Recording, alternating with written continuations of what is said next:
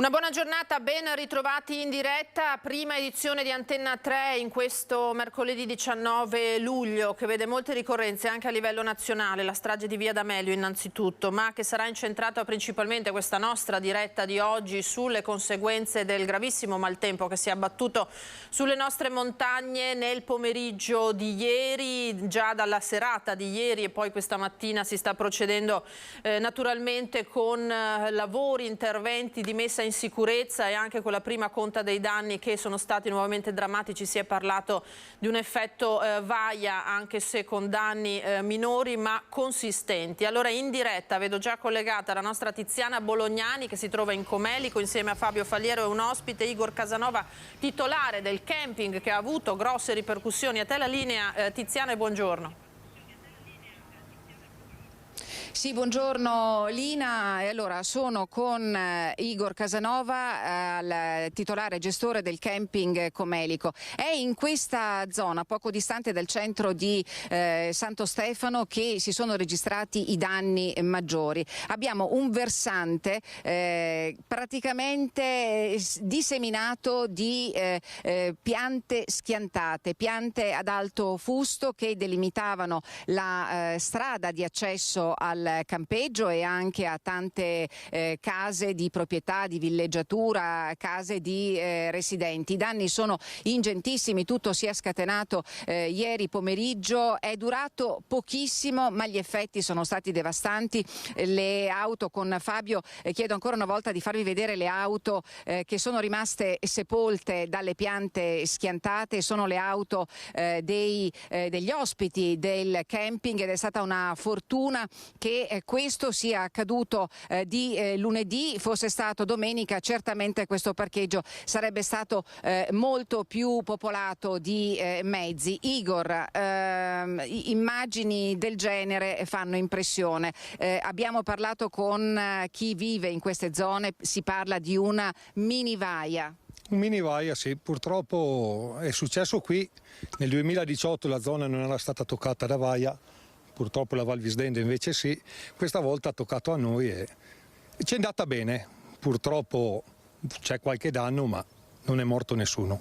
Ecco, Abbiamo perché superato veramente ieri la tragedia, fortunatamente è andata bene. Ecco, perché diciamo così, ci sono delle rimostranze che chi vive in queste zone sta facendo da tempo e anche dai tempi immediatamente successivi a Vaia, cioè che le piante così ad alto fusto in un pendio che non ha sottobosco sono oggettivamente pericolose, dovrebbero essere tagliate, ci dovrebbe essere uno spazio d'aria di almeno una quarantina di metri per poter garantire la sicurezza. Così invece non è e dobbiamo anche ringraziare probabilmente un intervento del Comune. Devo spezzare una lancia a favore della nostra amministrazione comunale.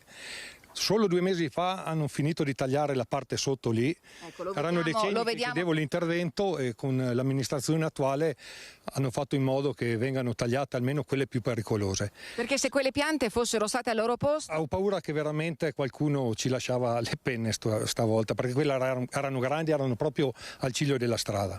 Oltretutto ce n'erano tante proprio mature, addirittura marce, e finalmente l'hanno tagliata e è andata bene. È entrato qualche cimale in campeggio ma grossi danni non ce ne sono stati. Avete rischiato, ci sono oltre un centinaio di ospiti in questo momento presenti in campeggio, tutti naturalmente impressionati dalle immagini che li si sono subito riproposte dopo che questa buriana, che vi dicevo è durata davvero pochissimo ma che ha causato danni diffusissimi in diversi punti della nostra provincia, della provincia di Belluno, e quindi quest'immagine è impressionante, emotivamente fa ancora male guardare e osservare tutti questi alberi caduti, e dobbiamo dire ancora una volta grazie probabilmente anche all'allerta lanciata, allo stato di attenzione giallo lanciato ieri nel pomeriggio, che molto probabilmente le persone non appena hanno visto addensarsi le nubi sui cieli della provincia di Belluno, non appena hanno visto la malaparata, non appena iniziato a soffiare vento vento con raffiche violentissime, fortissime. Le persone si sono riparate in casa, sappiamo che sua moglie ha soccorso, anche ha portato al riparo dei bambini che stavano giocando proprio qui distanti. Sì, abbiamo qui la pizzeria e li hanno fatti entrare all'interno della pizzeria perché la situazione fuori era impressionante. Fortunatamente non è successo niente. Però adesso comincia a tuonare. Adesso comincia a tuonare, c'è ancora qualche pianta pericolosa, stanno intervenendo i pompieri, speriamo velocemente per mettere il tutto in sicurezza. Vorrei ringraziare i miei ospiti, i miei vicini perché ci hanno aiutato, in 2 ore abbiamo liberato tutto, sono veramente un grazie di cuore. Grazie Igor, noto anche nel suo tono di voce la commozione perché devo dirvi che queste situazioni, soprattutto poi per chi qui vive, chi ha attività e chi di questo vive naturalmente, nel senso bisogna mettere un po' in sicurezza la montagna. Abbiamo i ruscelli qui e lì anche chiediamo interventi da decenni per la sistemazione perché insomma è un rischio, vediamo che il clima sta cambiando, dobbiamo mettere in sicurezza la montagna perché è importantissimo. Se vogliamo ospitarvi dalle nostre parti dobbiamo darvi anche sicurezza. Igor, gentilissimo, grazie, mi spiace di averla tolta dal suo lavoro, dal suo impegno che è iniziato ieri, grazie, ieri nell'immediatezza, si sono subito rabboccati le maniche tutti qui e tutti hanno aiutato. Vi chiedo scusa un attimo perché ho una signora che mi sta facendo cenno. Signora, mi dica. Guardi la mia macchina. Lei è la proprietaria di quale auto? Bianca. Dell'auto bianca. Distrutta. Lei di dov'è, signora? Da Mestre, Venezia. Lei da quanto tempo viene qui in campeggio? Da 20 anni. Quindi lei è abitudinaria, che impressione le fa naturalmente oltre ai danni alla macchina? E io ho detto che qua non vengo più perché ho tanta paura. È andata così.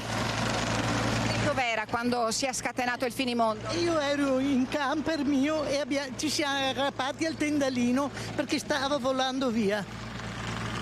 E il camper l'abbiamo salvato, ma la macchina è a demolire. Guarda, sto aspettando il carro attrezzi che la porti via. Pazienza, noi stiamo bene. Si faccia coraggio, signora. Sì. Lina, come vedi la situazione, grazie signora, grazie della sua preziosa testimonianza. Lina, come vedi la situazione è certamente un colpo al cuore, ci sono beni materiali che sono finiti miseramente sotto le piante schiantate. Noi questa mattina abbiamo fatto, non appena siamo arrivati, e sta iniziando a gocciolare, non appena siamo arrivati abbiamo sentito, subito intercettato, l'ispettore del comando dei vigili del fuoco Patrizio Gasperin, che ci ha illustrato il numero di interventi e che cosa si sta facendo in queste ore, non solo qui ma nel resto della provincia. Se è pronto il contributo, prego di mandarlo in onda.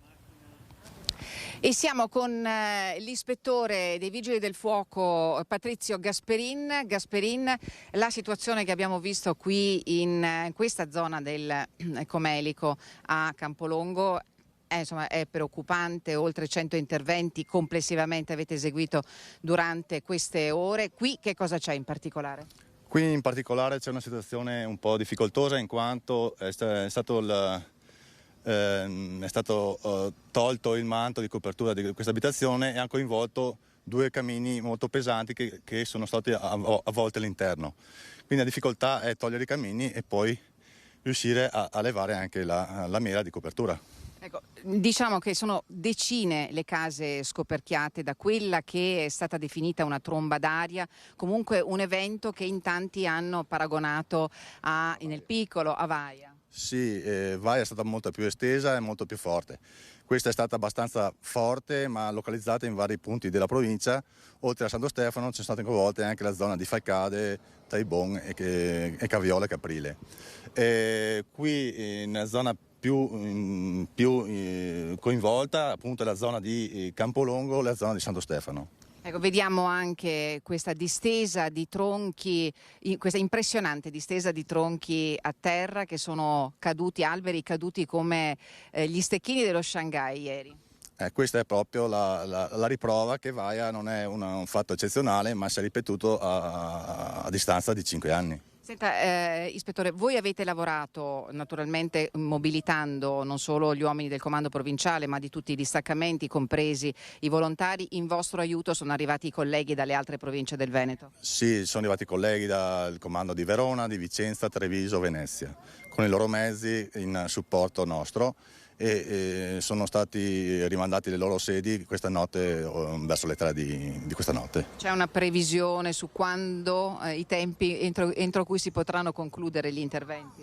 Gli interventi ancora non abbiamo un tempo certo in quanto sono in fase di svolgimento e anche perché dovrò farne ancora qualche sopralluogo per verificare la situazione. Ma la staranno tagliando? Non so, l'ho visto cadere per la strada. Eccoci. Eccoci, credo di essere in onda un'altra volta, abbiamo cambiato decisamente abbigliamento e abbiamo appena visto cadere un albero proprio nel bosco a una cinquantina di metri distante da qui. Questa è la testimonianza, il contributo importante con riepilogo della situazione dell'ispettore dei vigili del fuoco, e ora vi invece facciamo sentire la viva voce dell'autore di quel video che è diventato virale, che si chiama Vincenzo D'Ambros e che abita a un centinaio di metri da qui, vicino alla centrale elettrica. Lui ieri ci ha raccontato, era qui, ha iniziato a sentire il vento e quando ha visto con i propri occhi gli alberi cadere ha preso in mano il telefonino e ha immortalato questa scena che rimarrà certamente negli annali della cronaca e degli eventi meteorologici estremi, intensi della provincia di Belluno e non solo. Vincenzo, che cosa hai visto ieri pomeriggio?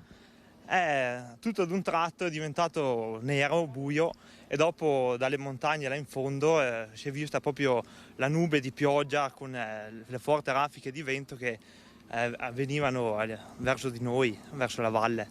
E tutto ad un tratto sentivi il rumore degli alberi che si rompevano, dei tetti che si scoperchiavano, e come potete vedere anche là in fondo, sì, ci sono stati danni. E tu hai fatto il video che è diventato simbolo di questo evento drammatico che ha richiamato Vaia, e Vaia 4 anni fa anche qui ha lasciato molti segni. Sì, difatti io mi trovavo qua sotto, stavo spostando le macchine per paura della tempesta, e in quella mi sono trovato davanti allo scenario, quindi ho acceso il telefonino? Ho acceso il telefono e ho filmato. Mi pareva una cosa importante, quindi l'ho filmata. Hai avuto paura? Oddio, a dire il vero no, avevo più paura dei danni che potevano fare alle case e come è successo, che appunto tutti i tetti e il disagio per la popolazione. Ecco. Danni ingentissimi, per il momento non è possibile fare una stima, lo ha bene detto ieri sera nei collegamenti con Ring il presidente della provincia di Belluno Roberto Padrin, perché all'inizio sembrava che il problema fosse più contenuto e invece mano a mano che le chiamate, oltre un centinaio le chiamate ai centralini al centralino dei vigili del fuoco, ecco, mano a mano che non solo le chiamate ma anche poi le documentazioni fotografiche e video sono arrivate, si è capita anche la portata, l'entità dei danni. Questa mattina a mandare in una sorta di reportage dei danni nel comune di Roccapietore è stato il sindaco Andrea De Bernardin. Vi lascio con questo contributo e poi la linea può tornare allo studio.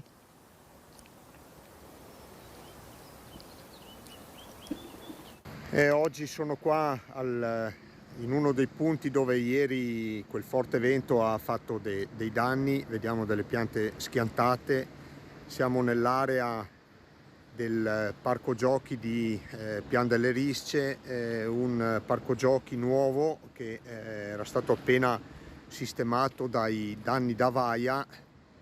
I danni non sono per fortuna enormi perché ha schivato perlomeno i giochi e ha fracassato un po' di siepi, come vediamo, e ha schiacciato delle panchine. La fortuna è stata, ma insomma con la pioggia che era in corso non c'era chiaramente gente e bambini che giocavano, ma insomma sappiamo che siamo da quel punto di vista sempre molto fortunati, perché una pianta ha colpito anche una auto che transitava in strada ieri, uno scoperchiamento di un tetto all'aste, si è portato via la pensilina di attesa pullman di Digonera, e insomma un po' qua un po' là ha fatto chiaramente dei danni che non sono paragonabili a Vaia, ma in un momento in cui il territorio si sta risistemando, stiamo facendo tutti i lavori necessari per tornare ad essere normali, anzi più resilienti di prima, queste continue cose minori non ci aiutano, insomma. Però vabbè, forza e coraggio, siamo montanari, siamo forti, andiamo avanti. Così dunque lo avete sentito il sindaco di Rocca Pietro. Io ringrazio Tiziana Bolognani e Fabio Falliero che ci hanno proposto diversi contributi su Dal Comelico. Li risentiremo tra poco perché ci ricollegheremo con loro. Naturalmente di quello che è successo su in montagna con questa tempesta si è parlato con le prime informazioni, le prime foto, i primi video che arrivavano naturalmente dai luoghi colpiti anche ieri sera in diretta a Ring, la trasmissione di prima serata di Antenna 3. Tra gli ospiti di Christian Arboit c'era il presidente della provincia Roberto Padrin, che è anche sindaco di Longarone, che ieri sera aveva fatto la prima ricognizione, la prima stima su quello che era successo in provincia. Sentiamolo. La situazione è abbastanza critica, le immagini sono state abbastanza eloquenti. Devo dire che Santo Stefano sta, penso, vivendo veramente giornate particolarmente drammatiche e difficili, e questo ovviamente si aggiunge a quello che è accaduto nei giorni scorsi, ma devo dire che anche stavolta, come era successo con Vaia, l'unica cosa positiva è, per fortuna, insomma, che non abbiamo vittime né persone ferite. Questo è già sicuramente un aspetto positivo in un ennesimo, devo dire, situazione di estrema difficoltà. Io devo dire che stavamo veramente trascorrendo delle ore inusuali per quanto riguarda le temperature sul nostro territorio, perché punte vicine ai 40 gradi, afa allucinante, quindi insomma che temporali dovessero venire era un po' abbastanza previsto, però qui abbiamo visto veramente una grandinata forte. Io ho parlato con il sindaco di Comelico Superiore, poi c'è stata una immediata sono arrivate delle raffiche di vento pazzesche e hanno di fatto buttato giù gli alberi come birilli, come avete visto appunto da quel video. Certo. Io ho notizie di diverse case scoperchiate in diverse aree della provincia di Belluno, in particolare, oltre che al Comelico, e giustamente come diceva Luca anche nel suo comune, a Vodo, a Borca, in alcuni comuni dell'Agordino. Poi per fortuna è andata scemando, più scendeva la perturbazione, nel senso che io ho avuto diversi danni a Longarone. Tra Longarone e Fortogna è caduto un albero sul campetto di calcio a 5, dove di fatto è stata distrutta la rete, ma insomma per fortuna lì non c'era nessun bambino che giocava, quindi anche lì devo dire che è andata bene. Qualche albero è caduto, poi pian piano da Ponte nelle Alpi in giù, soprattutto la sinistra Piave, non ha avuto praticamente nulla, neanche acqua. Fin qui lo avete sentito Roberto Padrin. Luca De Carlo, che lo ricordo è parlamentare, presidente della Commissione Industria e Agricoltura al Senato, oltre che coordinatore veneto di Fratelli d'Italia e sindaco di Calalzo, direttamente coinvolto naturalmente nell'area devastata da questa perturbazione improvvisa. Sentiamolo. Il sistema non solo di protezione civile, ma anche in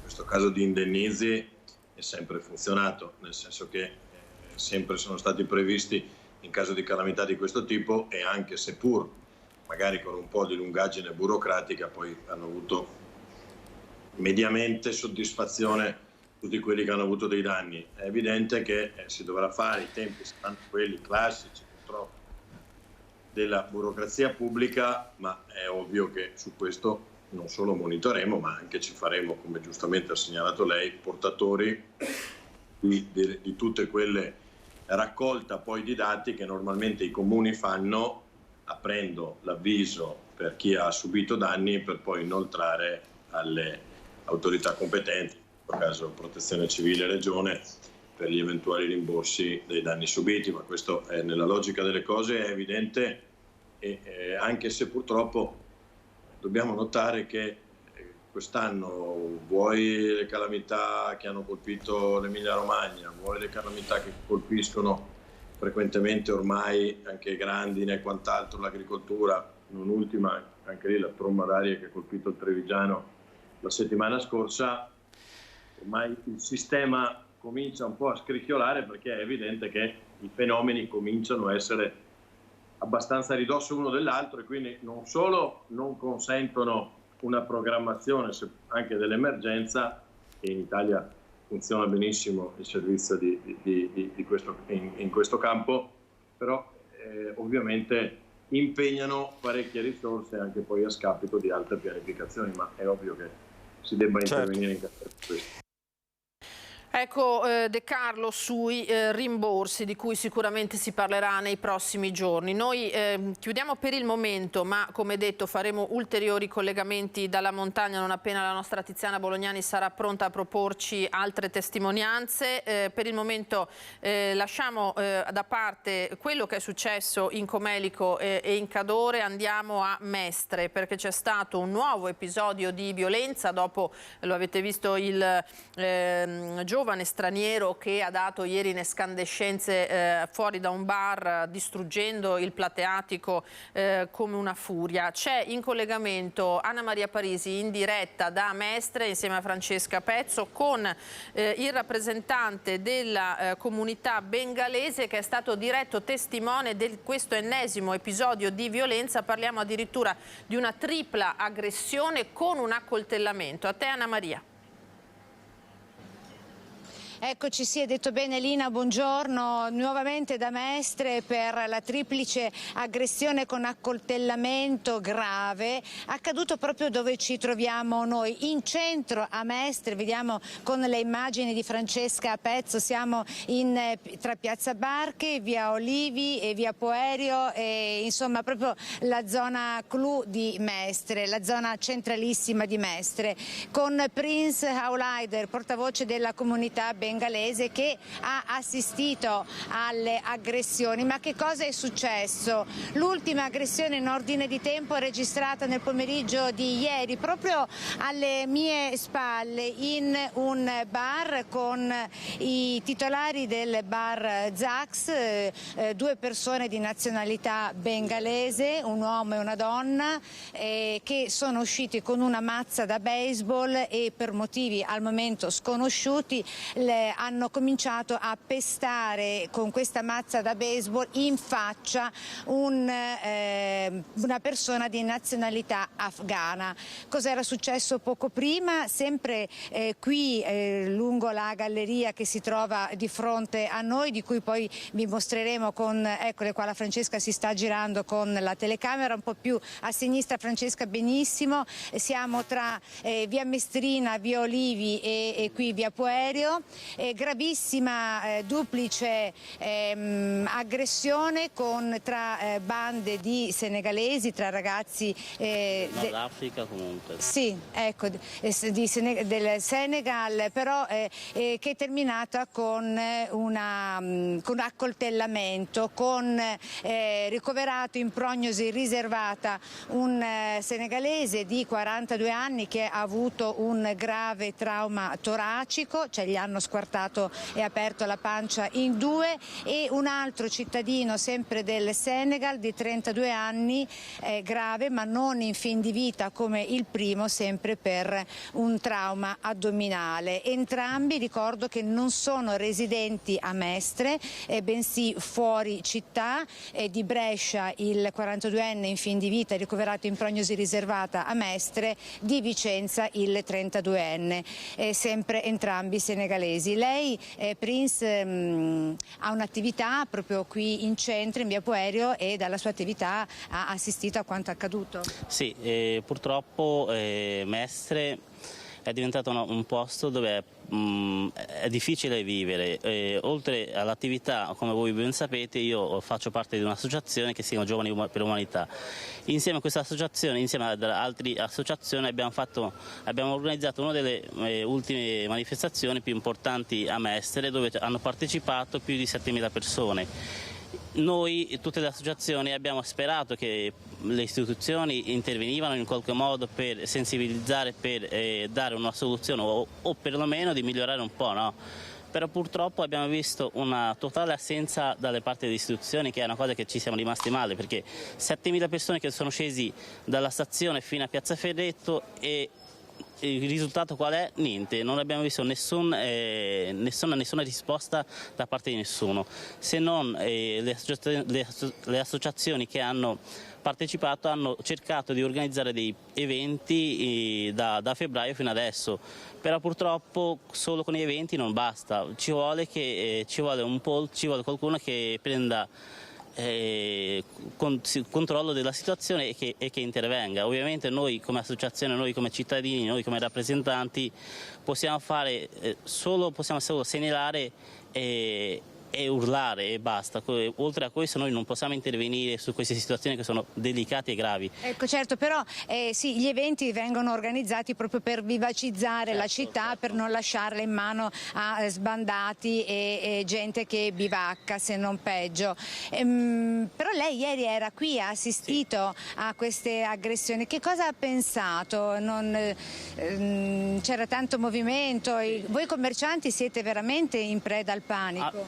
Assolutamente sì, io e altri commercianti siamo scesi in strada e purtroppo non sembrava neanche vero, sembrava surreale tutta questa situazione, e la cosa triste è che stava succedendo tutto questo e non abbiamo visto nessuna forza dell'ordine che intervenivano, perché non c'erano.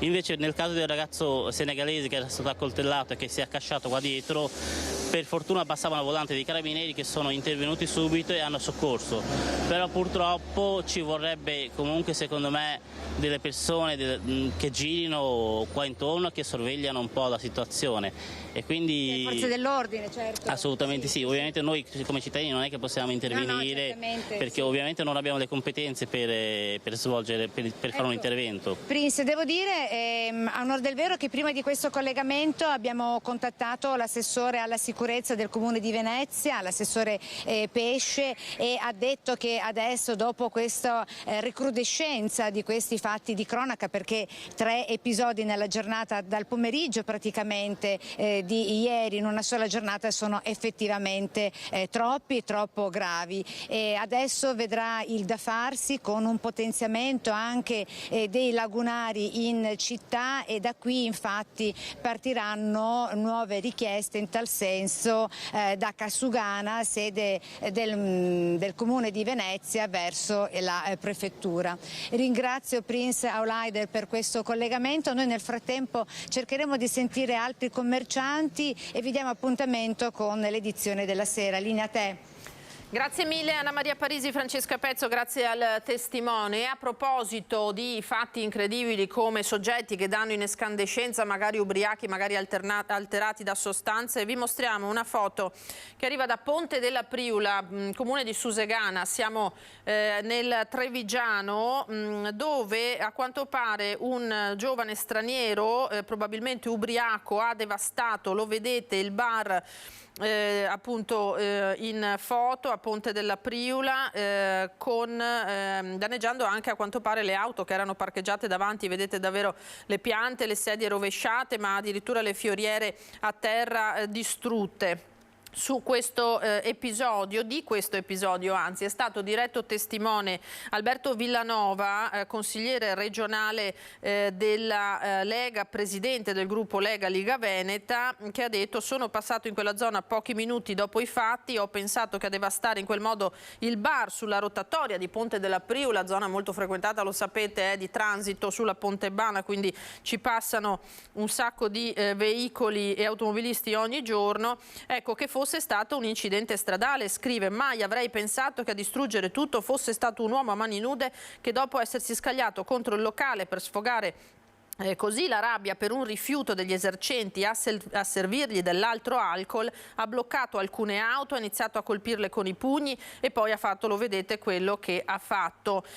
Fatto inammissibile, continua Villanova, è per personaggi così che l'immigrazione incontrollata, aggiunge, deve essere fermata. Questa è la nota, anche il commento politico di Villanova, che, come detto, è stato testimone appunto passando pochi istanti dopo di quello che è successo.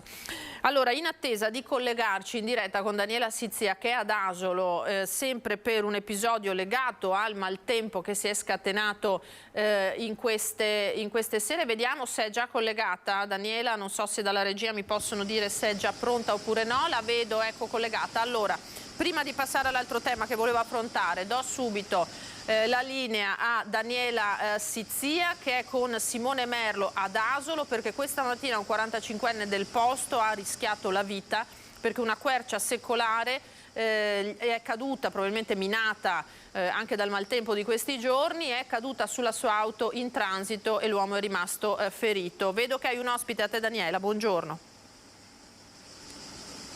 Buongiorno Lina, buongiorno ai telespettatori. Sì, ci troviamo a Casella d'Asolo. La vedi, la quercia che è caduta da questa proprietà, è caduta su un'auto che stava transitando, veramente miracolato l'automobilista, perché i rami avevano schiacciato l'abitacolo. Lui è stato ricoverato in ospedale, ma da notizie di queste ore è stato dimesso da poco, quindi fortunatamente si è salvato.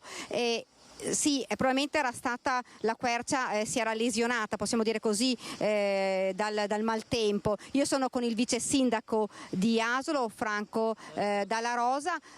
Vice sindaco, insomma, un maltempo che ha creato non pochi problemi, oltre a questo ovviamente in tutta la zona di Asolo. Sì, ultimamente siamo un po' abituati a queste ondate di maltempo che si caratterizzano con dei venti forti, improvvisi come ieri sera, e destabilizzano un po' alcuni anche alberi secolari che generalmente sono molto forti e molto strutturati. Come questo, vice sindaco? Come questo. Questo è un albero che è in proprietà privata. Ieri sera probabilmente l'ondata d'urto, il forte vento ha lesionato, lo ha incrinato, e questa mattina improvvisamente, per una piccola brezza, perché non c'era vento, è caduto mentre transitava una macchina. Fortunatamente gli alberi hanno centrato un po' il cofano, ma hanno attutito il diretto impatto sull'abitacolo. Ecco, altri danni con il maltempo, abbiamo sentito anche una grandinata, altri danni qua nella zona di Asolo? Ieri sera c'è stata una grandinata con delle grosse formazioni grandinigene, anche come palline da golf, da tennis, però fortunatamente molto rade. E il temporale è durato pochissimo, per cui gli interventi, i danni che ci sono avuti nelle coltivazioni sono stati molto limitati. Ecco, cambiamenti, come diceva lei, climatici, che purtroppo ormai sono quasi all'ordine del giorno. Sì, questo fa pensare anche per le amministrazioni e noi faremo anche un intervento presso i parchi pubblici di un monitoraggio delle piante con gli agronomi, con dei forestali, per vedere anche lo stato di salute delle piante, per prevenire eventualmente questi possibili danni, almeno sui luoghi pubblici, insomma. Io la ringrazio, la chiedo di attendere qui perché noi, se Simone ci segue, eccolo qui, vedete la quercia, ve la faccio vedere perché è davvero molto molto grande. Come diceva, un albero secolare che è venuto giù, ci sono gli operai, come vedete, al lavoro, che stanno cercando di rimuovere questa quercia, ma guardate, è davvero molto molto grande, quindi a maggior ragione ve lo faccio vedere proprio perché l'automobilista è stato davvero miracolato, perché se il tronco cadeva sulla strada probabilmente avremmo dovuto parlare in maniera molto molto diversa, quindi insomma si è salvato, e questa è la cosa importante. Danni un po' in agricoltura, l'abbiamo sentito anche dagli agricoltori per questa grandinata, e come ci diceva il vice sindaco, insomma si cercherà di adottare qualche provvedimento in più, qualche iniziativa da parte dell'amministrazione comunale.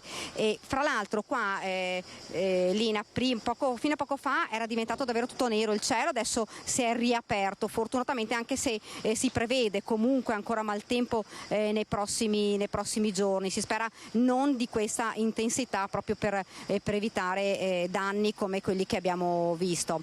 Linea, se non hai domande io ti restituisco la linea. Grazie Daniela, grazie per queste informazioni e soprattutto queste immagini, grazie a Simone Merlo e al vice sindaco di Asolo, davvero immagini impressionanti, e il vice sindaco sottolineava l'importanza delle manutenzioni di queste piante. Certo è che il vento ha colpito anche in quella zona, siamo nell'Asolano, ci spostiamo di pochissimo, la pedemontana del Grappa e la zona che va verso il Bassanese. Vediamo il servizio che ha realizzato proprio la nostra redazione di Bassano.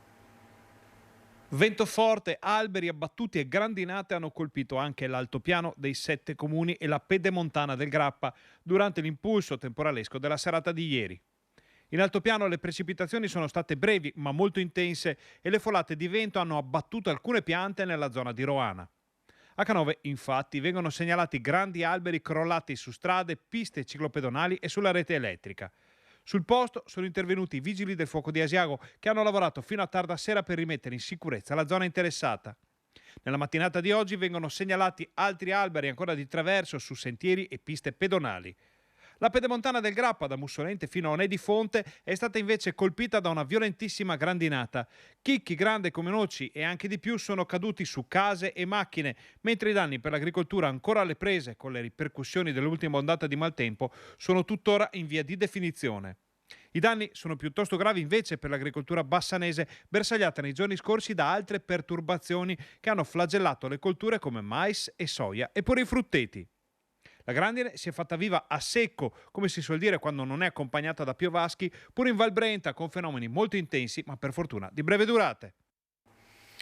Questo il resoconto del nostro Ferdinando Garabello. Allora torneremo tra pochissimo con collegamenti dalla montagna a vedere cosa è successo purtroppo ieri. Torneremo anche con altre notizie e con ospiti tra pochissimo. Intanto ci fermiamo per qualche istante.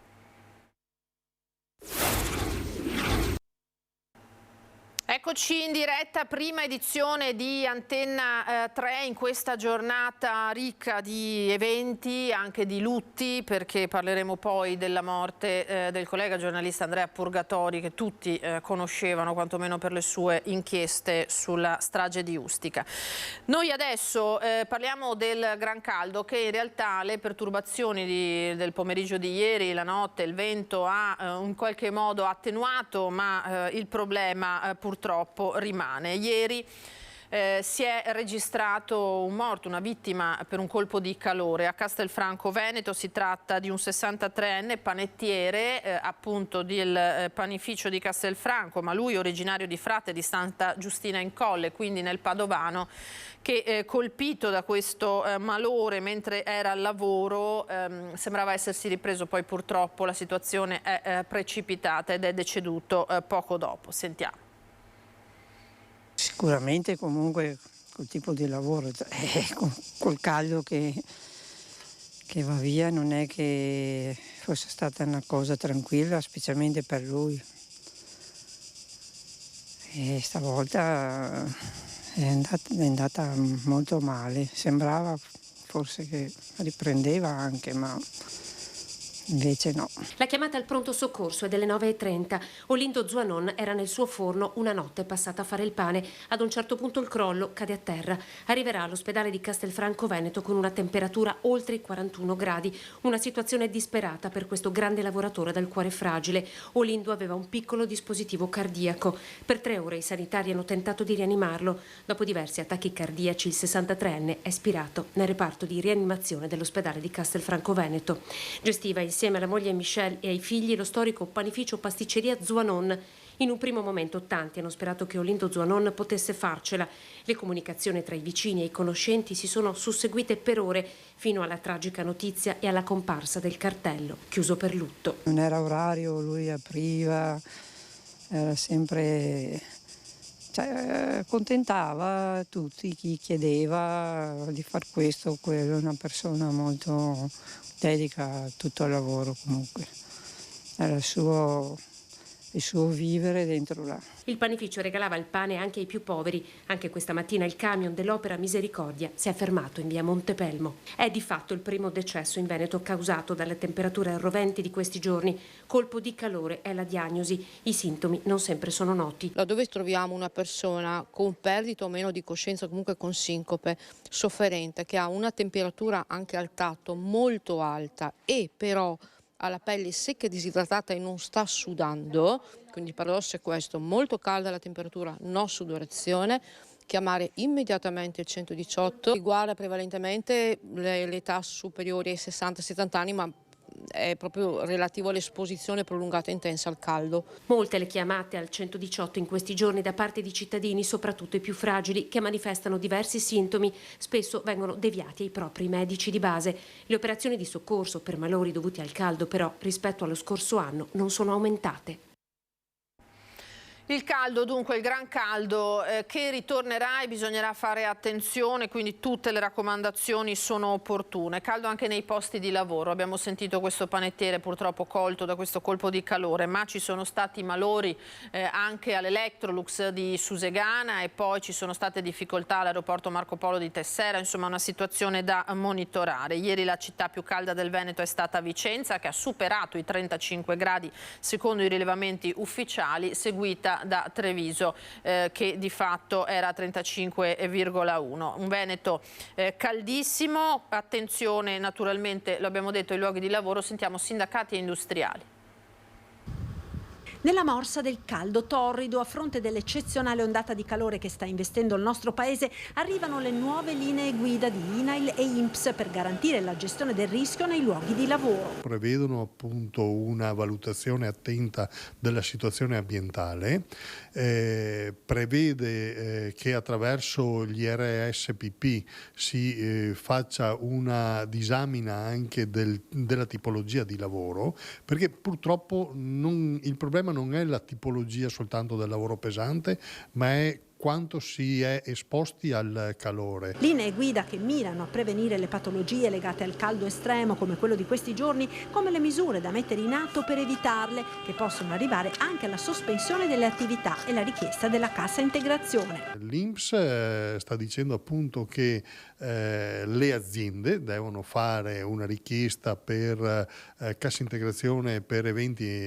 meteorologici, per alte temperature, quando si superano i 35 gradi, ma anche qua, quando si superano i 35 gradi, che devono essere associati con anche la situazione dell'umidità, per cui i 35 gradi percepiti, non quelli segnati dal termometro, possono essere anche inferiori ai 35 gradi centigradi, ma il combinato disposto tra umidità e temperatura deve essere valutato da dei tecnici che possono dire non ci sono le condizioni per lavorare e bisogna fermarsi. Le misure vanno recepite e seguite, dice Leopoldo Destro, presidente di Assindustria Veneto Centro. Ognuno deve prendere in base anche alle diverse lavorazioni che vengono eseguite nelle aziende le misure cautelative adeguate ad un momento sicuramente straordinario di caldo. Io penso che vada, ribadisco, interpretata caso per caso, situazione per situazione. Si parla molto di welfare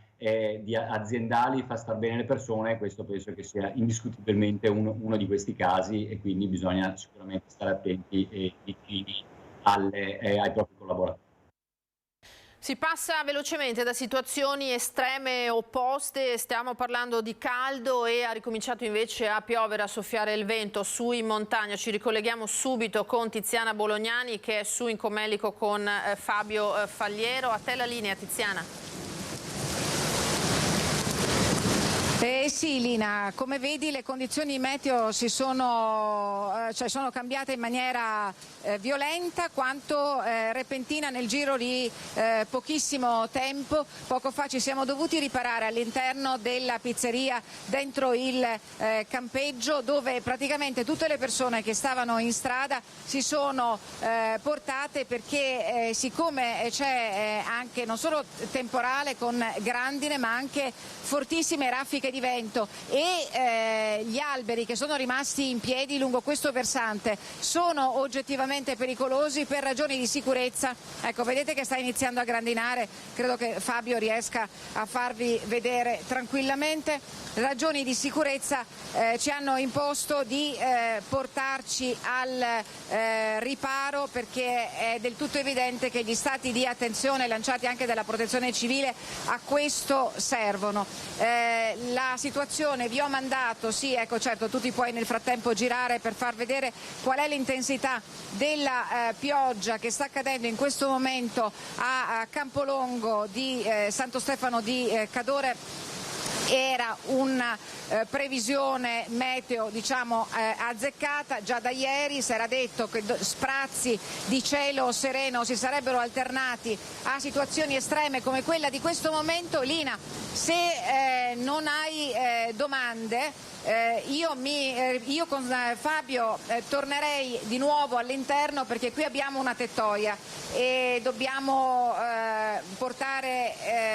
dobbiamo metterci in sicurezza, e questo è un imperativo anche da chi in questo momento sta lavorando per tutelare la sicurezza del luogo in questo momento e delle persone che qui si trovano. Ti restituisco la linea. Grazie Tiziana, certamente mettetevi a riparo assolutamente. Mostriamo il video a cui stavi per accennare, che ci hai mandato poco fa. Appunto, qua siamo ad Osoledo di Comelico Superiore, vedete la furia del vento che si sta scatenando ancora una volta lì in montagna. Poi abbiamo visto, ecco, sentiamo i tuoni, il vento, il cielo che è tornato a farsi nero e la pioggia che cade copiosa ancora una volta, mettendo anche in difficoltà chi in questo momento sta cercando di intervenire sui danni, sulle case scoperchiate, sugli alberi abbattuti, le strade in difficoltà, la viabilità. Per cui piove nuovamente, lo abbiamo sentito, in montagna con una intensità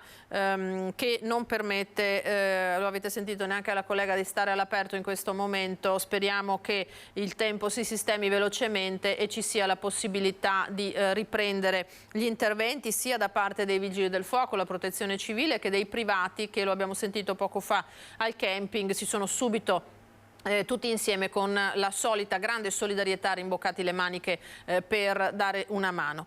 E allora lo abbiamo detto, passiamo dalla pioggia al caldo, perché a Bassano del Grappa questo caldo di questi giorni non può essere ristorato neanche da un bagno nel Brenta, visto che la spiaggetta cittadina, quella sotto Ponte Vecchio, non è aperta in questo momento. Ci spiega tutto Alex Giuliano, che vedo già in collegamento. Alex.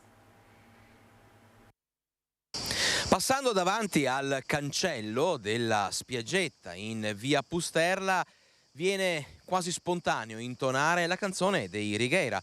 L'estate sta finendo e un anno se ne va. In realtà di tempo ne è passato molto di più e questo lucchetto, questo cancello, continua a rimanere chiuso, impedendo ai bassanesi e ai turisti di godere della possibilità di accedere a una spiaggetta sul Brenta. Una questione, quella appunto relativa alla spiaggetta di via Pusterla, che si trascina da anni. L'amministrazione comunale aveva promesso, garantito la riapertura in primavera. Ricordiamo che ci sono di mezzo anche i privati, anche un privato per quello che riguarda proprio l'accesso, la possibilità di aprire questi cancelli, quindi è una trattativa pubblico-privato che come detto, si trascina da tanto tempo e che però adesso sembra arrivata finalmente a un momento di svolta. Noi lo abbiamo chiesto al vice sindaco Andrea Zonta. In questo momento la proprietà è della ditta Belfiore, cioè quella che doveva fare la centralina, che deve restituirla al proprietario originario. Lì finora non si sono messi d'accordo e l'amministrazione comunale con il sindaco abbiamo preparato una convenzione, un comodato d'uso meglio, dove l'amministrazione pubblica può effettuare l'apertura di quel cancello e permettere ai bassanesi di entrare nella zona, diciamo, che poi è demaniale, che è quella del fiume Brenta. Il comodato d'uso è pronto perché l'ho visto in bozza venerdì scorso. Se adesso la proprietà acconsente e viene a firmare, noi il prima possibile apriremo quello spazio. Dunque non resta che aspettare, avere fiducia, sperare che qualcosa si muova per quello che riguarda l'inerzia di una trattativa pubblico-privato che si è trascinata così a lungo da aver quasi fatto un po' perdere le speranze sia ai bassanesi che ai turisti. Si aspetta di aprire questi cancelli e di far entrare i bassanesi, di far entrare i turisti in quella che è una spiaggetta tanto cara a chi l'ha vissuta fino a qualche anno fa. Nel frattempo l'unica cosa che è riuscita a varcare questi cancelli, ad entrare nella spiaggetta, come vedete, è l'immondizia e il degrado. Qui Bassano, allora torneremo a parlare di montagna, di maltempo con altri contributi ancora. Ci fermiamo però un attimo perché vedo collegato in diretta via Skype il nostro ospite Gianluigi Buosi, buongiorno, presidente del gruppo Automotive della Confartigianato di Treviso. Buongiorno. Buongiorno a lei e ai telespettatori, grazie dell'invito. Senta Presidente, noi l'abbiamo invitata perché voi avete anche un appuntamento domani per parlare di quella che è la rivoluzione di un mercato che ha a che fare con grandi novità, però le chiedo subito che impressione le fa vedere anche questi danni che arrivano dalla montagna e abbiamo visto che hanno coinvolto anche molte auto, no? C'è un maltempo in questo momento davvero pesante. Purtroppo sono danni molto pesanti e anche molto gravi per il cittadino. Purtroppo il maltempo sta creando parecchi danni in varie zone del Veneto e dell'Italia chiaramente, e purtroppo a volte sono anche danni irriparabili, cioè nel senso che si è costretti a buttare via la macchina perché il costo della riparazione supera il valore della vettura, e questo è un altro problema che purtroppo sta aumentando sempre di più a causa appunto di tutti i vari trapassi generazionali, i cambi di sistema che ci sono, diciamo così, nelle grosse società, e stanno cambiando i sistemi di vendita dei ricambi, vendita dell'auto eccetera, quindi questo aiuta ancora di più a peggiorare la situazione per purtroppo l'automobilista che a volte si trova in condizioni, spero che la maggior parte abbia un'assicurazione, almeno così il proprio portafoglio rimane un po' sano, però a volte un po' di tempesta può creare 3, 4, 5 mila euro di danni in breve tempo, insomma, quindi... Ecco, anche di fronte a questi eventi atmosferici, Presidente, non è il suo settore strettamente, ma qual è il consiglio, secondo lei, che genere di assicurazione bisogna avere? Ma di solito diciamo, le assicurazioni, non tutte, ma tante le assicurano, diciamo, quelli che sono i danni da eventi atmosferici, eccetera. Dopo, come ripeto, il costo-beneficio a volte non è sempre equiparabile, però diciamo che è sempre conveniente avere una polizza assicurativa visto il tipo di eventi che succedono, perché non serve che sia solo la tempesta, ma basta una folata di vento che ti arriva un ramo sull'automobile e quello ti può già generare un sacco di fastidi, di problemi. Quindi i danni ci sono, quindi i danni da eventi naturali, diciamo così, e atmosferici è consigliabile oggi farli, insomma, cioè assicurarli soprattutto. Lei ha visto un aumento, ha visto un aumento nella sua carriera di questi episodi qua? ultimamente. Sì, ultimamente sì, c'è un forte incremento, soprattutto ad esempio chi lavora molto sono le carrozzerie, i levabolli, chiamiamoli così, detti, che sono quelli che fortunatamente in qualche modo, senza smontare tante cose dell'auto, riescono a volte a sistemare le piccole botte da tempesta, eccetera. Dopo i danni più consistenti purtroppo ci vuole tempo, ci vuole materiale, e quindi là si comincia a salire 3, 4, 5 mila euro di danni. E dopo, se la vettura è un po' vetusta, cioè che magari ha già i 7, 8, 10 anni, che è la casistica che oggi esiste, abbiamo vetture che si trovano nella condizione che la riparazione costa di più del valore dell'auto, quindi diventa un dilemma per il cliente, e a volte qualche volta il cliente si tiene la macchina rovinata e corre lo stesso, se può farlo, insomma, chiaramente. Certamente, per cui abbiamo sentito anche prima proprio in diretta le lacrime di una signora che si è ritrovata la macchina sotto uno degli abeti caduti su Incomelico. Davvero sono cose sconvolgenti, anche perché le auto sono anche, oltre dei mezzi che ci servono, insomma ci si affeziona magari anche alla vettura in cui si passa un sacco di tempo.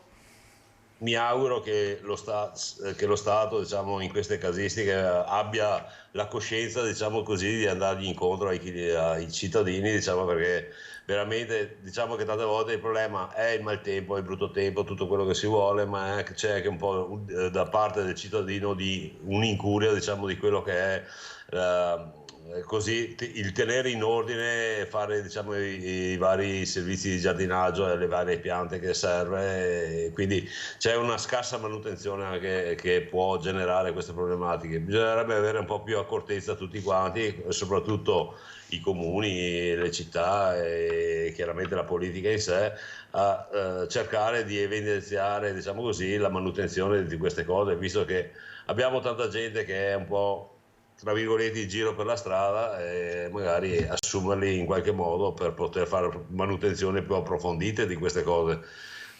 Come farlo? Chiaramente non sono in grado di seguire tutta la politica e le leggi, però presumo che, insomma, si possa trovare del personale, cosa che facciamo fatica a voi. Tra l'altro questi eventi creano anche dei problemi a noi, cioè è una fonte di guadagno per noi perché lavoriamo, eccetera eccetera, però diventa anche un grosso problema perché a volte ci troviamo nelle condizioni che già siamo oberati di lavoro, diciamo, in questo periodo, perché purtroppo i grossi concessionari hanno perso la loro funzione, diciamo, una volta assorbivano un sacco di lavoro, soprattutto sulle vetture recenti. Oggi per i costi e per il fatto che anche loro non hanno tantissimo personale, come abbiamo noi anche lo stesso problema, ci troviamo nella situazione che a volte operiamo noi su vetture di 1 anno, 2 anni di vita, e quindi ci è aumentato la quantità di lavoro. Questi danni, queste problematiche aumentano ancora di più, e quindi a volte per noi diventa un problema riuscire a seguire bene i nostri clienti, creare un servizio, diciamo così, in maniera efficiente e veloce, e soprattutto anche a un prezzo economico corretto, perché il problema grosso nasce che quando tu hai pochi dipendenti, poche risorse, prima cosa cerchi anche di pagare giustamente e anche bene, insomma, i propri dipendenti, e nello stesso tempo si cerca anche di mantenere e contenere i prezzi, diciamo, nei confronti del cliente, ma non sempre si riescono a far combaciare le due cose. Senta, a proposito di rincorse, voi siete anche alle prese con una rivoluzione davvero del settore. Si fa un gran parlare di auto elettriche, si fa un gran parlare di tutto quello che è il tema del contenimento delle emissioni in atmosfera. Proprio domani sera voi come Confartigianato Treviso terrete un convegno su questo, anche per tenere aggiornata la categoria e fare un po' il punto tutti assieme, perché effettivamente sta cambiando tutto quello che è lo scenario vostro, anche visto in prospettiva verso il futuro. Effettivamente noi abbiamo grossissima evoluzione in questo momento, stiamo rincorrendo a ruota, diciamo così, le ruote delle vetture in qualche modo per riuscire a organizzare i nostri servizi, perché abbiamo grossissimi problemi con reperibilità ricambi, a volte con scontistiche varie, eccetera, per a volte contenere i prezzi, quindi anche noi cerchiamo di comprare al meglio, di vendere al meglio, però abbiamo a volte la capacità, diciamo così, di non riuscire a sopperire bene e in velocità i lavori, perché mancano i ricambi, i concessionari ormai sono diventati, diciamo, non sono più potere economico che magari a volte riescono a far pressione sui grossi gruppi commerciali, cioè i grossi costruttori. Purtroppo i concessionari ormai sono diventati dei preparatori di vetture vendute, perché ormai la vettura si compra su internet e diciamo così loro non vendono neanche più i ricambi, perché adesso si sono create le varie piattaforme in cui vari marchi vendono i vari prodotti, ma queste piattaforme hanno il problema tecnico che a volte il personale è carente e i costruttori non tutti riescono a sopperire e riempire questi magazzini, quindi ci si trova nella situazione che a volte ordini un ricambio e ti arriva dopo 3, 4, 5, 6 giorni e quindi vettura ferma, spazio occupato in officina, tutta una serie di cose, perdite di tempo per togliere le vetture che magari occupano degli spazi, quindi per i clienti diventa un problema abbastanza grande per quello che è il costo economico, perché noi per riuscire a sopperire queste carenze di personale, questo fatto di mancanza di ricambi a volte e nello stesso tempo la tecnologia è altamente avanzata, quindi sempre più corsi, sempre più attrezzature specifiche, che a volte per fortuna, e spero, mi auguro che tra noi colleghi riusciamo sempre magari a prestarci l'attrezzo di lavoro, darci una mano anche a livello così tecnico, perché a volte non sempre tutto si può sapere, perché ad esempio il concessionario conosce le sue 20, 30, 40 macchine come modelli, noi purtroppo passando da un marchio all'altro a volte abbiamo il problema tecnico che non riusciamo a ricordare tutto, quindi magari l'appoggio tra colleghi e il creare rete tra colleghi, diciamo così, per le riparazioni può diventare un servizio migliore nei confronti del cliente e allo stesso tempo può contenere quello che sono, tra virgolette, i prezzi e allo stesso tempo fare anche, chiamiamola ecologia, nel senso che non andiamo a buttare o a comprare un sacco di cose che a volte dopo vanno buttate via, non servono, eccetera. Il mondo elettrico sicuramente aiuterà a fare ecologia, perché un motore endotermico purtroppo è un termosifone che gira per la strada e quindi cambia le temperature e quindi cambiano i venti, cambiano tante cose, perché oltre all'inquinamento dell'aria c'è il problema grosso delle temperature, perché anche questi temporali un po' drastici eccetera sono l'evolversi di temperature anomale che ci sono in giro. Perfetto, noi come autoriparatori possiamo solo fare il miglior nostro lavoro sulle vetture esistenti e circolanti. Il mondo elettrico verrà avanti, aiuterà le cose. Per noi autoriparatori sarà diciamo un calo di lavoro per certi versi, ma una maggiore qualità di lavoro che dobbiamo proporre, diciamo, riuscire a fare, eseguire.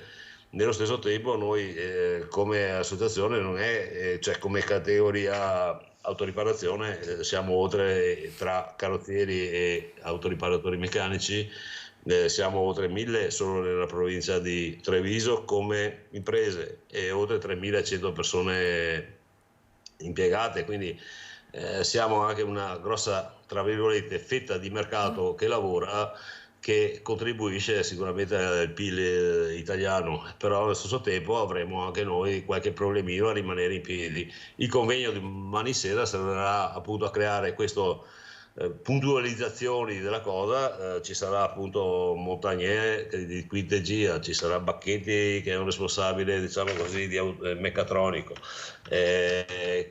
ci sarà anche un responsabile che fa revisioni del CRV di Conegliano, quindi questi tre personaggi cercheranno di fare un po' il punto della situazione e l'evolversi della situazione, diciamo, che avverrà nel futuro, sperando che noi riusciremo così a, si può dire, seguire a ruota, diciamo, quello che è l'evoluzione del mondo automotive, che cambierà sicuramente, e fra 30 anni probabilmente ci saranno molto meno vetture, cambieranno i sistemi di riparazione, quindi anche noi ci dovremo adeguare. Adeguare, certamente. Allora grazie Presidente, Gianluigi Buosi, Presidente del gruppo Automotive di Confartigianato, grazie per queste considerazioni e anche per quelle relative purtroppo all'ondata di maltempo. Buon convegno per farsi trovare preparati, lo diceva, anche alle sfide del futuro.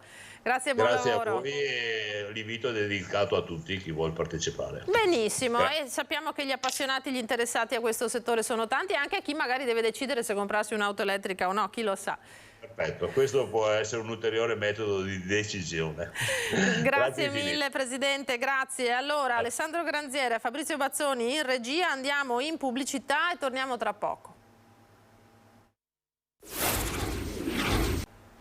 Di nuovo in diretta, prima edizione di Antenna 3 in questa giornata in cui al centro dei nostri collegamenti c'è naturalmente il maltempo che ha devastato le montagne, il Comelico in particolare. Torniamo in diretta da Tiziana Bolognani e Fabio Falliero. Tiziana, la pioggia sta dando un po' di tregua?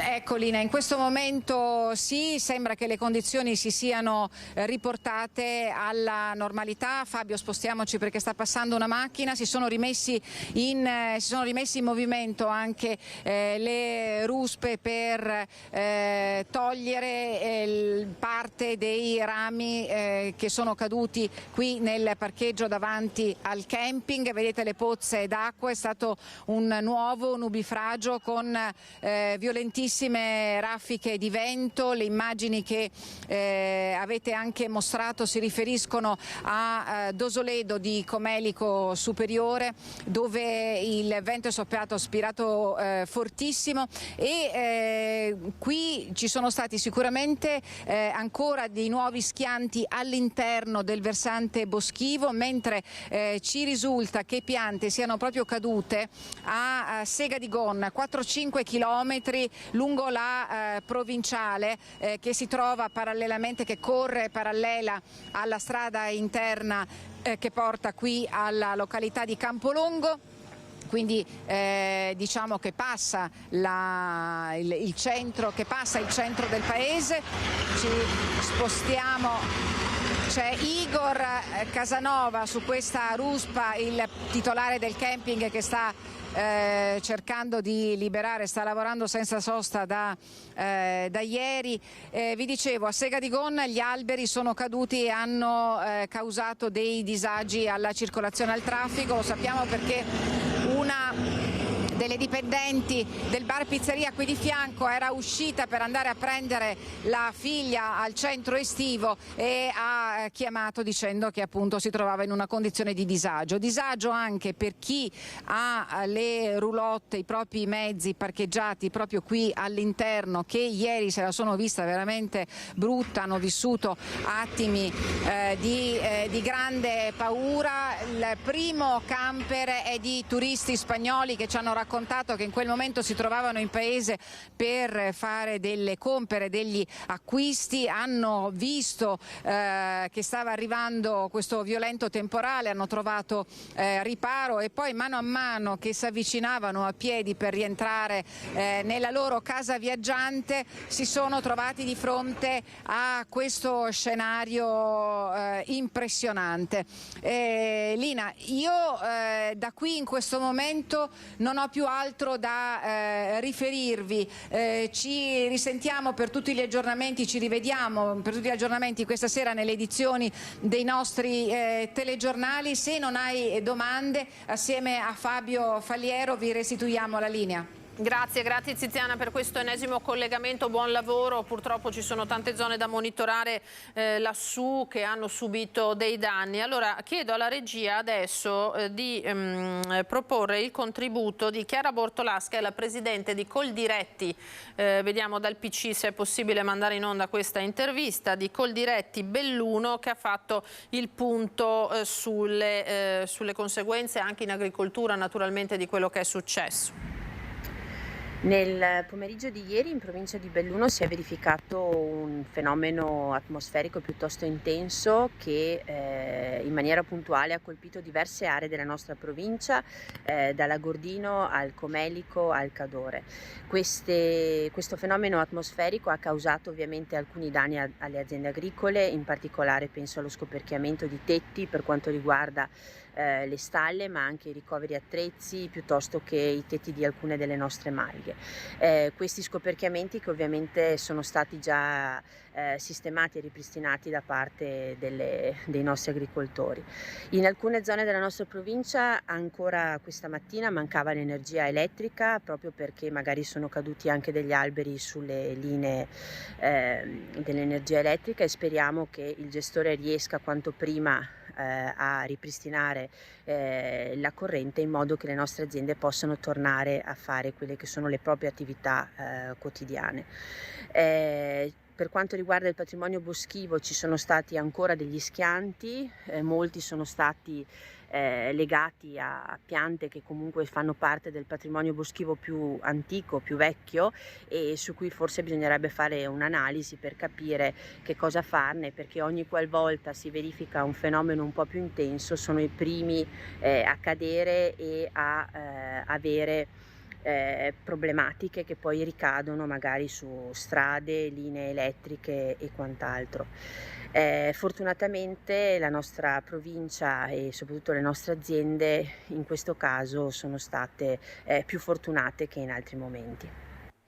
Così dunque Chiara Bortolas, presidente di Coldiretti Belluno, su quelle che sono state le conseguenze, lo avete sentito lassù, per il mondo agricolo e per gli allevamenti. Andiamo prima di proporvi il prossimo servizio in ANSA. Allora, andiamo con ordine. Tromba d'aria in Veneto, il presidente Zaia ha firmato lo stato di emergenza, raffiche di vento a 129 km all'ora si sono registrate a Cortina. Ha firmato dunque Zaia questa mattina la dichiarazione di stato di emergenza regionale a seguito della fortissima fase di maltempo che ha colpito l'area dolomitica, provocando considerevoli danni. Zaia, informa la Regione, continua a tenersi in contatto con i sindaci dei territori colpiti e con le squadre che stanno intervenendo, mentre è in corso l'attività per la raccolta di segnalazione dei danni. Sono state colpite da forti venti e grandi nelle aree, lo abbiamo visto e detto, del Comelico, Cadore, Alto Agordino, con raffiche di vento a 129 km all'ora a Cortina d'Ampezzo e superiori addirittura ai 140 km all'ora in Quota. Da una prima ricognizione risulta oltre una trentina di fabbricati che avrebbero subito danni a causa del vento, una quindicina addirittura con lo scoperchiamento del tetto. A Santo Stefano di Cadore una decina di persone a causa dei danni alle coperture è stata attualmente evacuata. E poi c'è tutto il tema degli alberi schiantati a terra.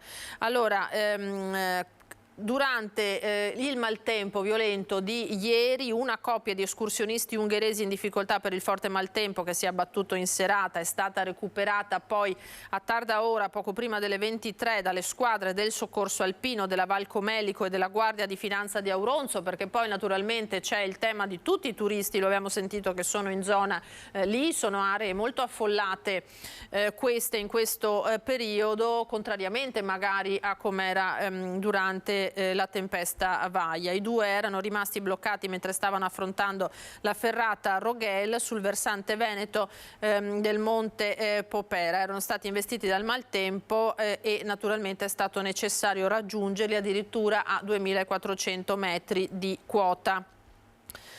Dalle montagne, è proprio il caso di dirlo, al mare, per darvi un'altra notizia che è anche curiosa. Un detenuto di origini romene tradotto dalla casa circondariale, anche questa di Belluno, al Tribunale di Venezia per un'udienza, si è divincolato, ha tentato la fuga lanciandosi in un canale, ma è stato ripescato dalla polizia penitenziaria di Scorta, che tuffandosi in acqua lo ha riacciuffato, e lo hanno riferito dal segretario della segreteria del sindacato della polizia penitenziaria, per cui anche questa cosa davvero insolita e rocambolesca.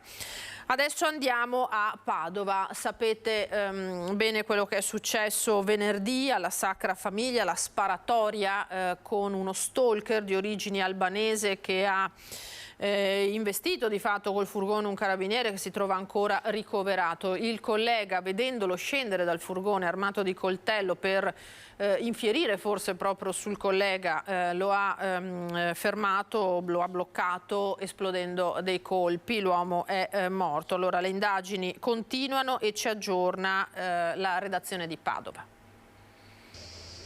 Nulla verrà tralasciato, l'indagine è accurata e dopo aver ordinato un attacco sul corpo di Aghi Kollakul, 55enne stalker ucciso venerdì alla Sacra Famiglia dopo che aveva investito un carabiniere, si attende l'autopsia e l'esame tossicologico. La procura ha disposto una perizia balistica, ma anche una consulenza dinamica delle due auto coinvolte nel pomeriggio di follia esploso in vicolo Castelfidardo a Padova. La Skoda blu, guidata dall'albanese che ha ingranato la marcia e ha schiacciato il carabiniere in piedi mentre redigeva il verbale contro la sua auto di servizio parcheggiata davanti al furgoncino Skoda. I due mezzi danneggiati sono stati subito rimossi dopo i rilievi di venerdì e posti sotto sequestro, così come è stato sequestrato il coltello che brandiva il 55enne dopo essere sceso dalla macchina contro il carabiniere ferito e la pistola del militare che invece ha sparato per salvare il collega. 4 i bossoli repertati, 2 di questi hanno colpito con l'accu ferendo la morte all'addome e alla gamba. La procura indaga per eccesso colposo di legittima difesa. Nel passato di Collacu una condanna per maltrattamenti, un divieto di avvicinamento alla moglie e un ammonimento del questore emesso del 2021, che però non l'ha fermato dal tornare a tormentare l'ex compagna anche venerdì scorso. In queste ore si attende l'esito dell'autopsia eseguita ieri alla presenza di un perito di parte nominato dall'avvocato che difende il carabiniere che ha sparato e da un medico legale nominato invece dai fratelli del 55enne albanese che hanno chiesto di poter riavere la salma del congiunto per poter celebrare i funerali in Albania. Prima di andare a Padova, proprio dalla nostra Valentina Visentini, un'altra notizia che riguarda l'ennesima vittima della strada. Siamo a Grezzana, nel Veronese, dove un uomo di 46 anni ieri sera intorno alle 23:30 ha perso la vita rimanendo coinvolto in uno scontro tra un'auto e il suo scooter. Siamo nella frazione di Lugo. Secondo la prima ricostruzione la vittima stava rientrando a casa in sella appunto allo scooter, al monociclo, quando per cause da accertare è stato travolto da un'automobile cadendo a terra. Sul posto gli operatori del 118 che hanno potuto solo constatare che era già morto. I rilievi sono stati effettuati poi dalla stradale. Si tratta appunto di Daniele Pasi di Grezzana. Questo purtroppo l'ultimo resoconto dalle nostre strade. Allora andiamo a Padova, vedo collegata la nostra Valentina Visentin perché il comitato No Quarta Linea in questo caso ha annunciato il ricorso al Consiglio di Stato contro il progetto di ampliamento dell'inceneritore. A te Valentina e buongiorno. Buongiorno da Padova. Sfidando le alte temperature ci troviamo proprio davanti all'ingresso della sede dell'inceneritore perché nei giorni scorsi il comitato No Quarta Linea, qui con me c'è uno dei partecipanti, Gianni Sbrogiò, ha annunciato che presenteranno il ricorso al Consiglio di Stato contro appunto la realizzazione della quarta linea dell'inceneritore che accoglie parte anche dei rifiuti di tutta la regione. Sono giorni in cui si paga anche la seconda rata della Tari qui a Padova e come comitato No Quarta Linea chiedete che venga esteso il porta a porta per evitare che venga creata questa quarta linea che comporta anche degli aumenti in bolletta che sono previsti proprio per l'ultima rata, la terza rata, quella che verrà pagata a fine anno. Sì, noi dopo che il TAR ci ha dato torto vogliamo arrivare al Consiglio di Stato perché noi diciamo chiaramente che con la quarta linea si incenerirà 60.000 tonnellate di più di rifiuti. Questo significa un aumento di nocività sia dell'aria, del suolo e dell'acqua. Inoltre il 15 di questo mese c'è stata la scadenza della seconda rata della Tari e noi vediamo come la Tari aumenti sempre di più. Dal 2018 è aumentata del 16% e con questa nel 2023 ci sarà un altro aumento del 3%. La soluzione che noi diciamo è quella che bisogna produrre meno rifiuti. A questo punto per produrre meno rifiuti bisogna che la raccolta differenziata aumenti perché Padova è la penultima dei capoluoghi di provincia del Veneto e arriva appena al 61%. Noi sappiamo che nella sinistra Piave e destra Piave arrivano all'87% e anche al 90%. Ecco, negli anni passati si era esteso il porta a porta nel quartiere Arcella, in parte del quartiere Arcella che era uno dei più popolosi, non sono mancate le polemiche, quindi anche tra i residenti, tra i vari cittadini padovani c'è chi non vede favorevolmente il porta a porta, ma secondo il comitato No Quarta Linea andrebbe estesa in molti altri quartieri della città. Sì, il porta porta a porta ovviamente porta anche un aumento del nostro lavoro tra virgolette gratuito, nel senso che bisogna raccogliere da casa e dividere nei 5 o 6 bidoni che sono a disposizione per la raccolta differenziata. Ora, le lamentele degli abitanti dell'Arcella, se sono fatte per poter aumentare la qualità del porta a porta, sono altro che ben accette e l'amministrazione deve tenerne conto. Se invece vengono fatte perché non vogliono il porta a porta, ovviamente non siamo d'accordo, perché noi abbiamo visto che in tutti i paesi dove questo succede, cioè il porta a porta spinto con la tariffa puntuale, la tariffa della Tari diminuisce. E servirebbe, secondo le stime del vostro comitato, una sola linea di inceneritore? Certo, diminuendo la produzione dei rifiuti e aumentando la raccolta differenziata e con il riuso e il riciclo, la terza linea, cioè fermando la prima e la seconda e non costruendo la quarta, e l'inceneritore di Schio sono più che sufficienti per tutti i rifiuti dell'utenza civile del Veneto. Ringraziamo il signor Gianni Sbrogiò del Comitato No Quarta Linea di Padova, e da Padova è tutto, restituisco la linea allo studio. Grazie Valentina, grazie al tuo ospite. Andiamo sul sito del Corriere della Sera, che apre con la morte improvvisa per una malattia fulminante del giornalista Andrea Purgatori. Aveva 70 anni, cercò la verità su Ustica, evitò che il caso fosse archiviato. Racconta il suo scoop, tracce di tritolo sul 19 precipitato. Purgatori che nei contributi del Corriere parla anche del caso Orlandi, molti gli scenari in cui è stato protagonista in prima linea, era anche volto televisivo di La 7.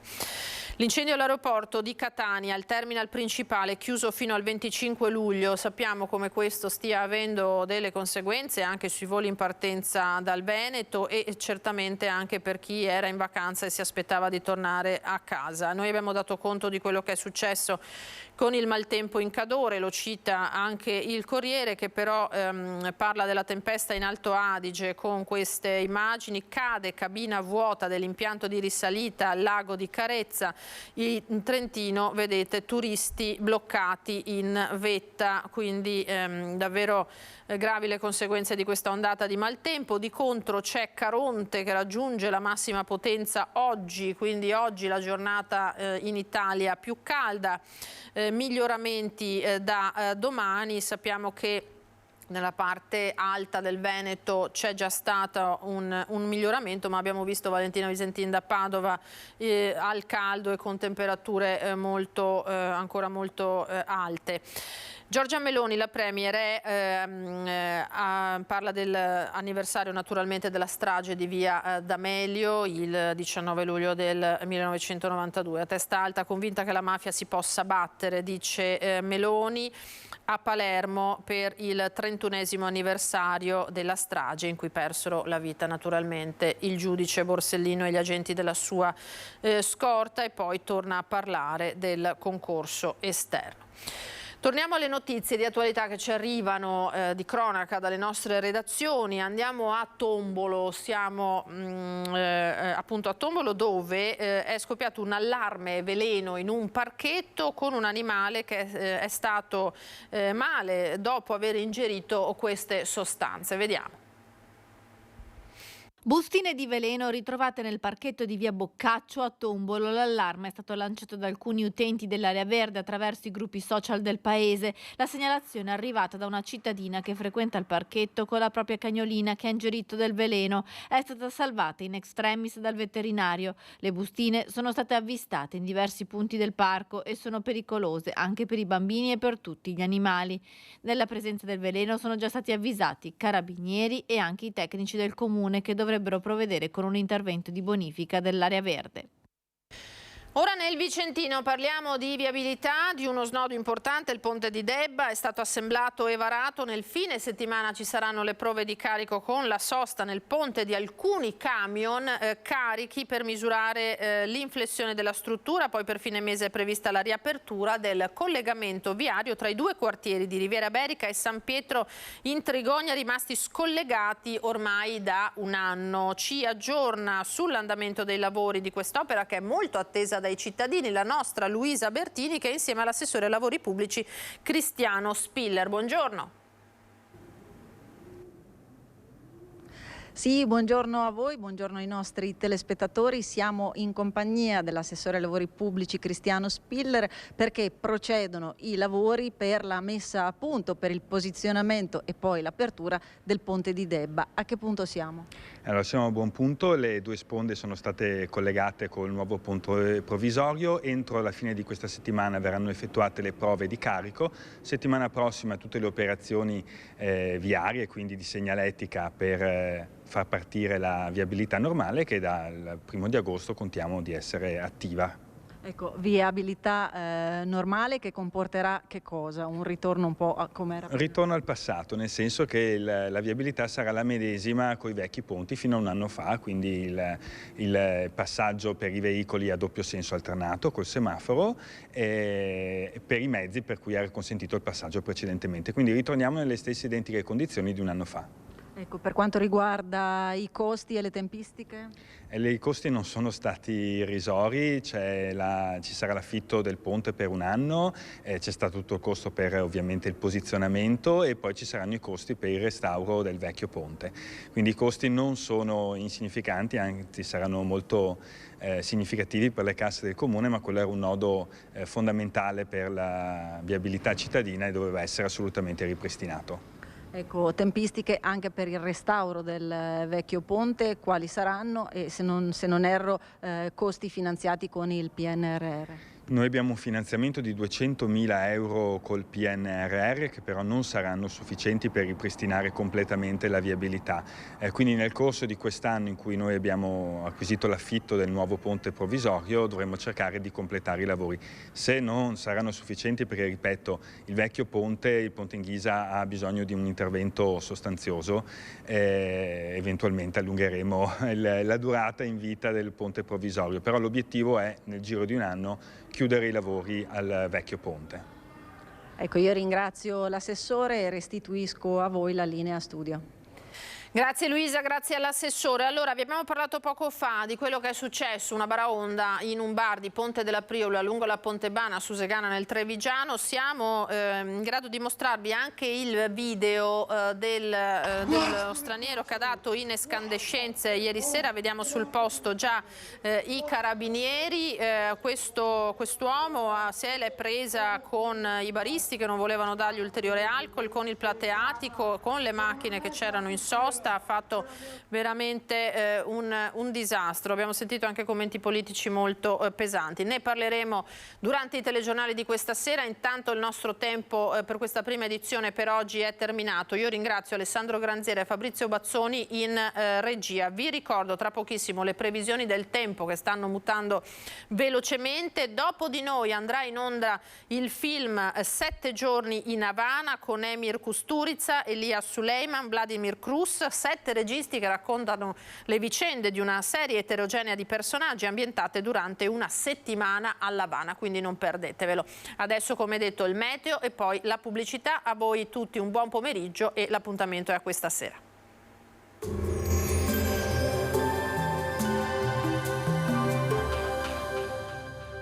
Di Dominio SRL offre a imprese e privati consulenze nel recupero immobili pignorati, risanamento dei debiti e riorganizzazione aziendale. Chiamaci per un appuntamento gratuito. Ben trovati al meteo. Altra giornata incandescente e afosa sul nostro territorio.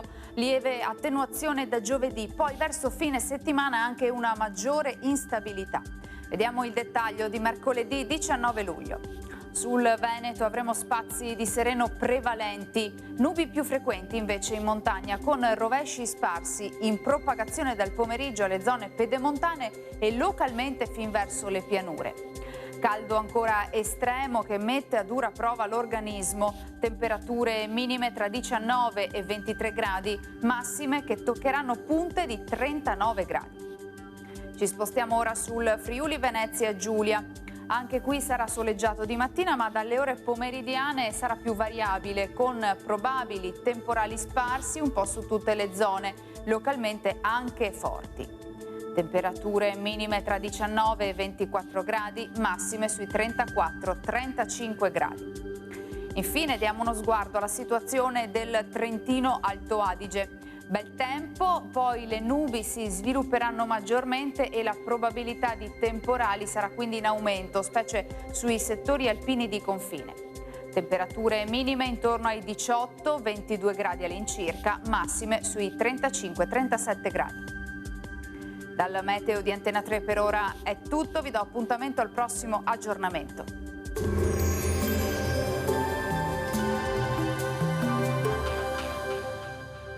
Di Dominio SRL offre a imprese e privati consulenze nel recupero immobili pignorati, risanamento dei debiti e riorganizzazione aziendale. Chiamaci per un appuntamento gratuito.